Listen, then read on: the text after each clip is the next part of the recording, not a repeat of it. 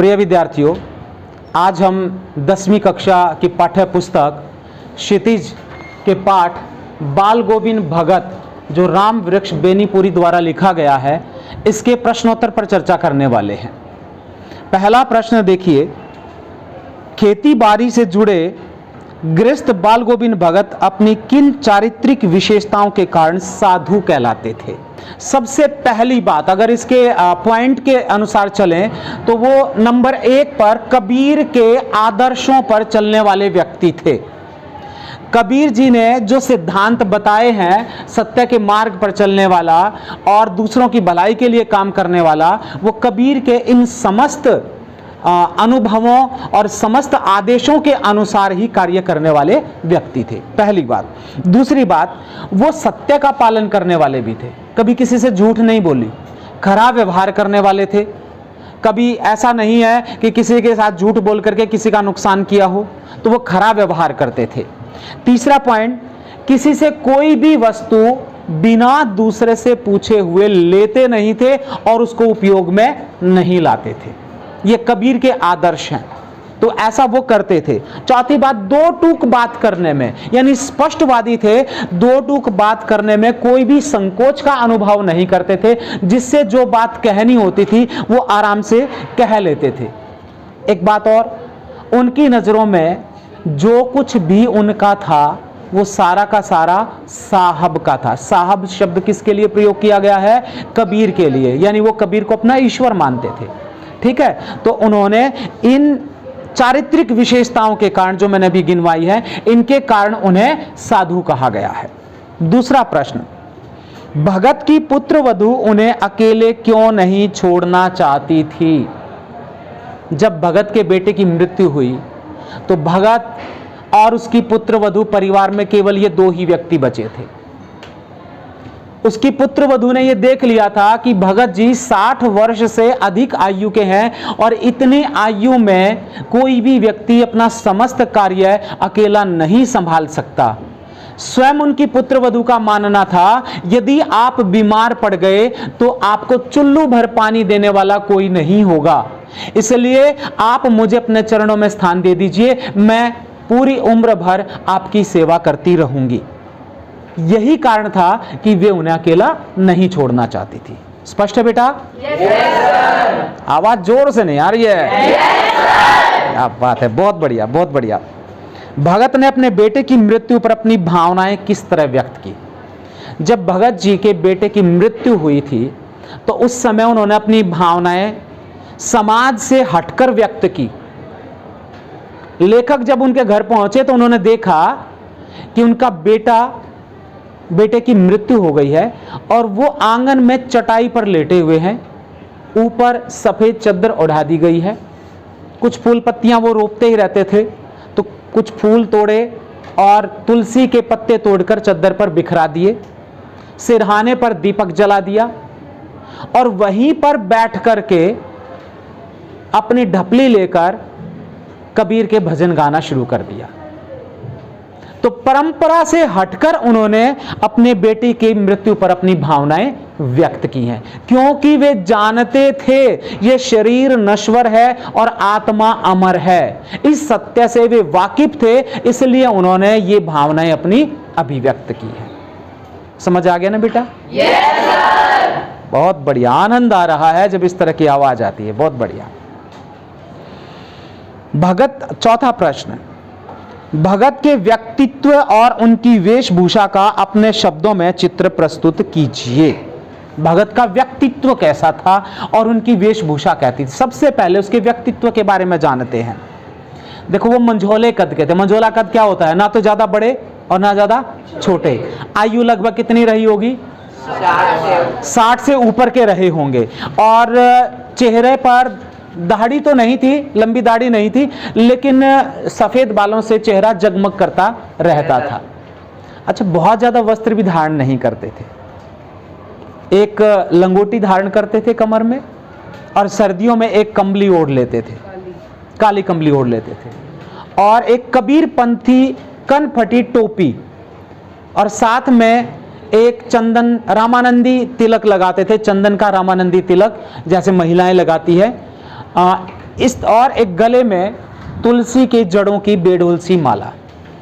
तो ये तो था उनका व्यक्तित्व, और जो बात कहनी होती वो बिना संकोच कह देते थे, सत्य बोलते थे, झूठ नहीं बोलते थे, किसी की कोई वस्तु नहीं लेते थे। ये सारे गुण उनके व्यक्तित्व में मौजूद थे। व्यक्तित्व दो तरह का होता है, सुनो। बाह्य व्यक्तित्व, ये मैंने बता दिया क्या ओढ़ते पहनते थे, कैसे लगते थे। एक आंतरिक व्यक्तित्व है, सच बोलना, किसी से झूठ ना बोलना, किसी की वस्तु मांगकर उपयोग नहीं करना। तो ये सारे के सारा आंतरिक व्यक्तित्व है, ठीक है। रही बात उनकी वेशभूषा, ये भी मैंने साथ साथ उनकी वेशभूषा के बारे में बता दिया कि वो कितने कम वस्त्र धारण करते थे। तो ये दोनों पॉइंट अलग अलग बना करके आप लिख सकते हो। अगला प्रश्न, पांचवा प्रश्न, बाल गोविंद भगत की दिनचर्या लोगों के अचरज का कारण क्यों थी?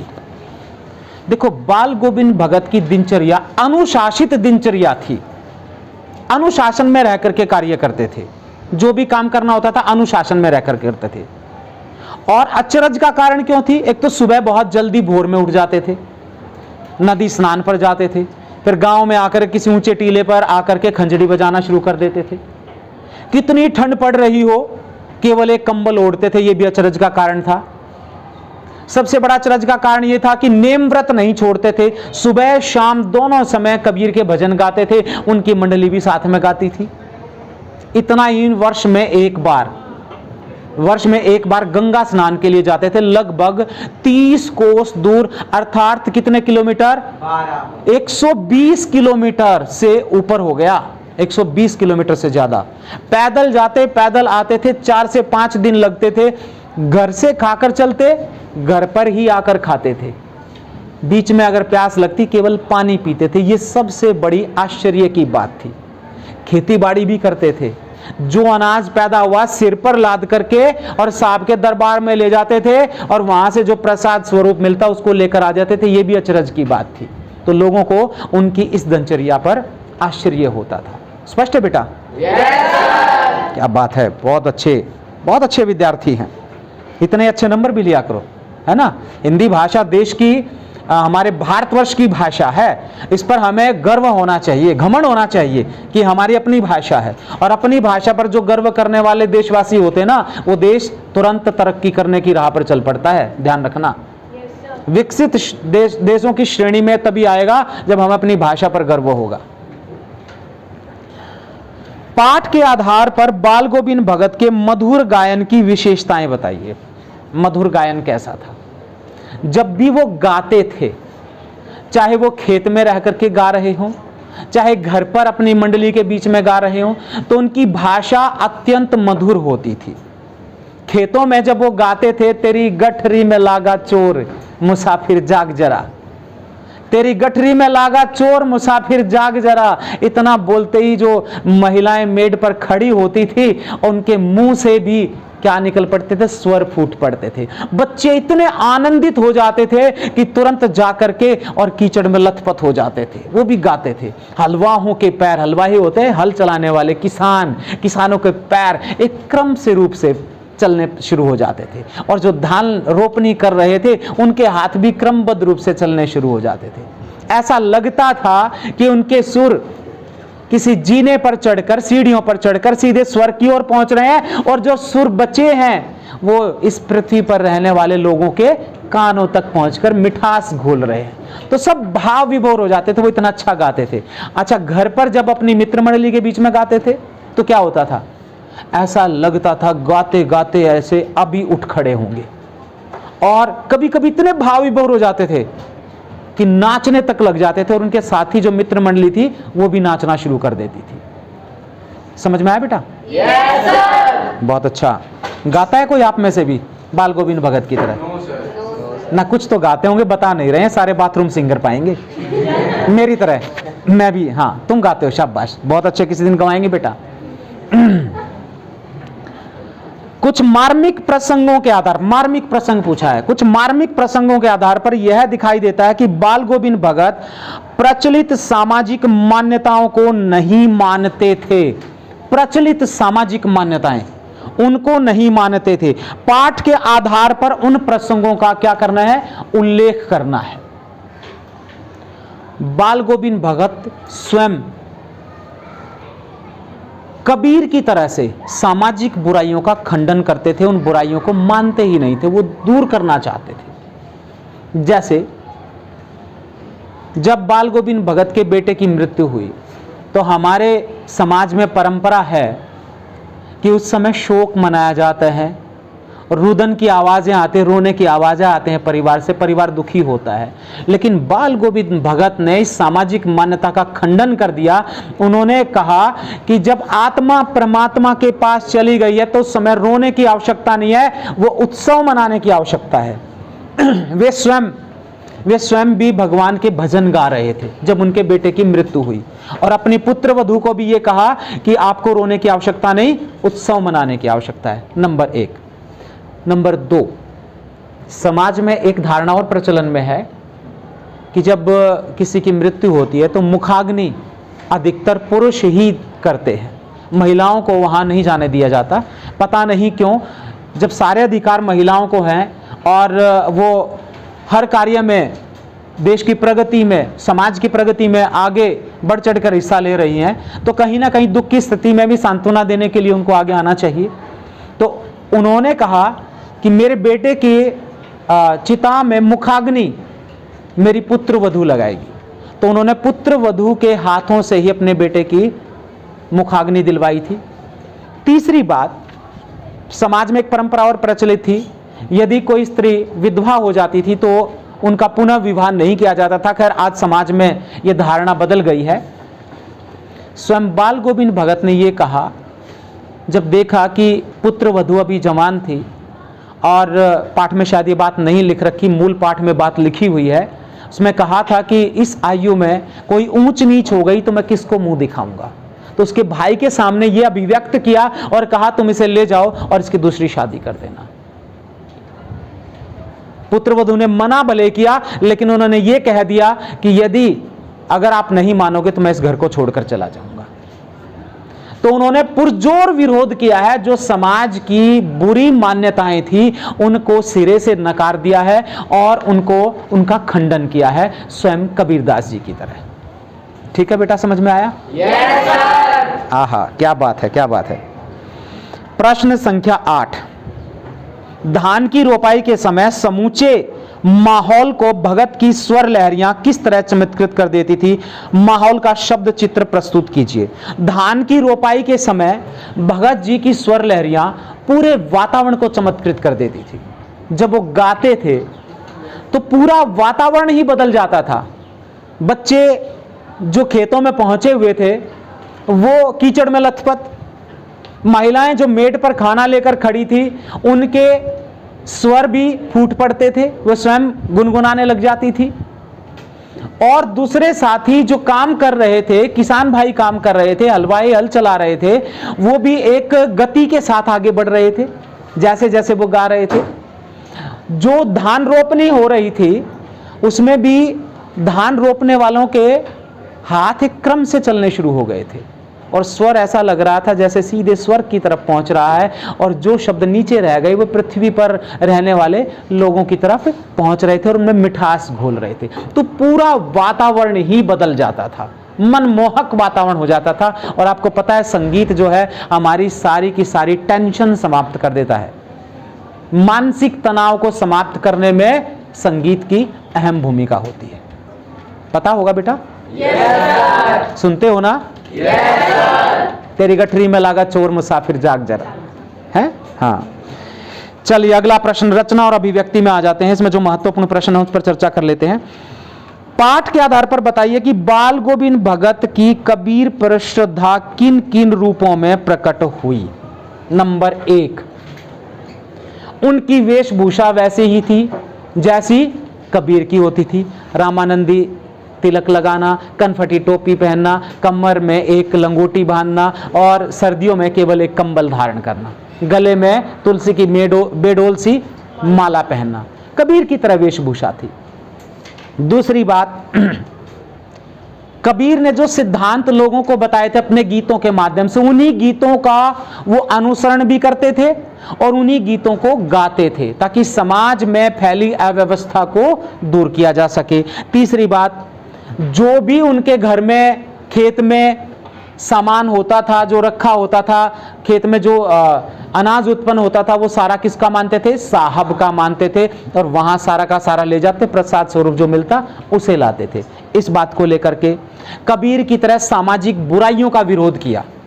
3 बुराइयां भी मैंने बताई हैं, बेटे की मुखाग्नि पुत्र वधू से, और पुत्र की मृत्यु पर शोक मनाने की बजाय उत्सव मनाने की बात कही, और तीसरा विधवा विवाह करवाने की बात की।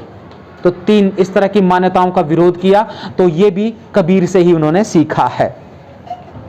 ग्रस्त होकर भी मोह माया से दूर थे, ये भी किससे सीखा? कबीर जी से सीखा। ग्रस्त थे, पूरा परिवार था, बेटा था, पुत्र वधू थी, लेकिन मोह माया के प्रति कोई लगाव नहीं था, किसी से मांगते ही नहीं थे। अगर लगाव होता तो क्या करते? बार बार किसी न किसी से कुछ ना कुछ मांगते रहते, तो किसी से कुछ मांगते भी नहीं थे। तो ये सारा प्रभाव किसका था? कबीर जी का प्रभाव था। 10वां प्रश्न, आपकी दृष्टि में भगत की कबीर पर अगाध श्रद्धा के क्या कारण रहे होंगे? आपकी दृष्टि में भगत की कबीर पर अगाध श्रद्धा के क्या कारण? भगत जी का कबीर के प्रति अगाध श्रद्धा के क्या ये कारण रहे होंगे? एक तो उन्होंने देखा समाज में कितनी बुराइयां हैं, उन बुराइयों को दूर करने वाले एक ही व्यक्ति थे, कौन? कबीरदास जी। तो उन पर श्रद्धा हो गई, क्योंकि हमसे ज्यादा गुणों में जो बड़ा होता है हमारी उन पर श्रद्धा हो जाती है।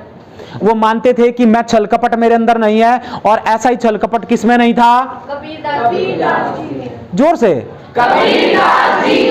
कबीरदास जी में था। तो ये श्रद्धा का कारण हो गया। तीसरी बात, मोह माया से कोई लगाव नहीं था, ये बात किसमें थी? कबीरदास जी में थी। ठीक है। और भाई वो इस बात को भी जानते थे कि आत्मा परमात्मा का ही अंश है और ये शरीर नश्वर है, ये बात भी किसको पता थी? जब ये सारी बातें वहां से आई हैं तो उस पर श्रद्धा के ये मुख्य कारण रहे हैं, क्योंकि वो भी ऐसा ही सोचते थे जैसा कबीर जी सोचते थे। स्पष्ट है बेटा?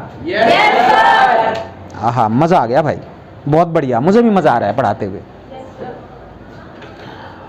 गांव का सामाजिक सांस्कृतिक परिवेश आषाढ़ चढ़ते ही उल्लास से क्यों भर जाता है? आषाढ़ के दिन में क्या होता है?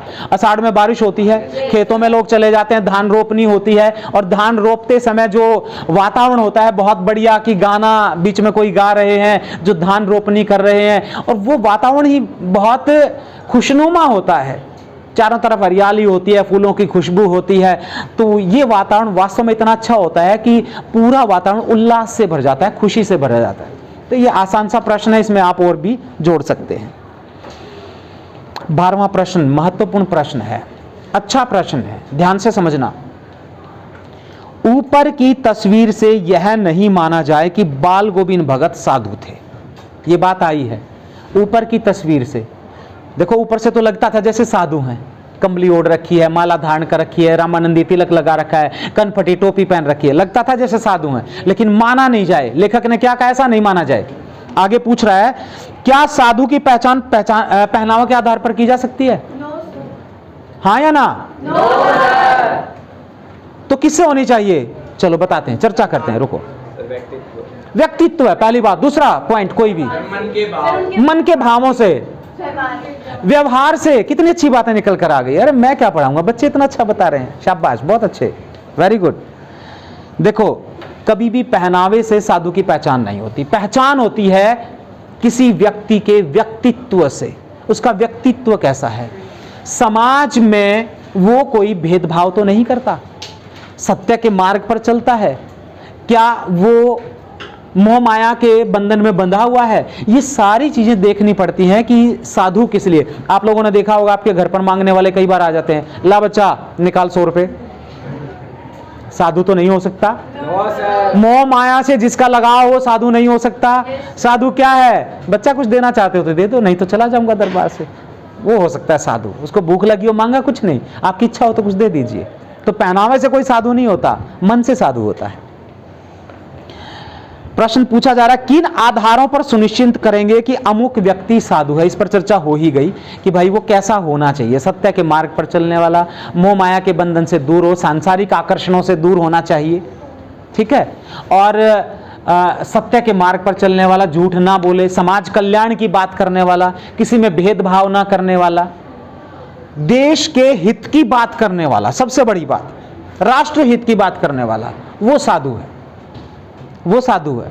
राजनीति में जो इस प्रकार के व्यक्ति आए हैं वो वास्तव में साधु हैं, जो समाज कल्याण की बात करते हैं, देश की सेवा कर रहे हैं, वो साधु हैं।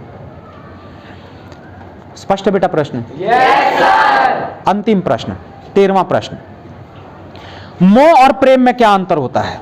भगत के जीवन की किस घटना के आधार पर इस कथन का सच्छेद करेंगे? देखो, भगत का अपने पुत्र के प्रति प्रेम तो था, लेकिन मोह नहीं था। यदि मोह होता तो उनकी मृत्यु के बाद उनकी आंखों से आंसू नहीं रुकते और वो समाज के अन्य व्यक्तियों की तरह रोते रहते, विलाप करते रहते। यदि मोह होता तो मोह नहीं था, प्रेम था। दूसरी बात, उनका सांसारिक वस्तुओं के प्रति भी मोह नहीं था। सांसारिक वस्तुओं का उपभोग करते थे, लेकिन जितना शरीर को जरूरत है बाकी का वो उपभोग नहीं करते थे। तो उनका मोह वस्तुओं के प्रति, उन सांसारिक वस्तुओं के प्रति भी नहीं था जो दैनिक जीवन में प्रयोग करते थे, और ना बेटे के प्रति मोह था, मात्र प्रेम भावना थी। इसलिए उन्होंने एक शब्द कहा था कि जो व्यक्ति बीमार होते हैं वो ज्यादा देखभाल की उनको आवश्यकता होती है, उनको देखभाल की ज्यादा आवश्यकता होती है। तो इसलिए मोह और प्रेम में अंतर है। अब मुझे बताइए, क्या इस पाठ के प्रश्नोत्तर समझ में आ गए बेटे? यदि आ गए हैं तो बहुत अच्छी बात है, और अगली वीडियो में फिर मिलेंगे। जय हिंद, जय भारत।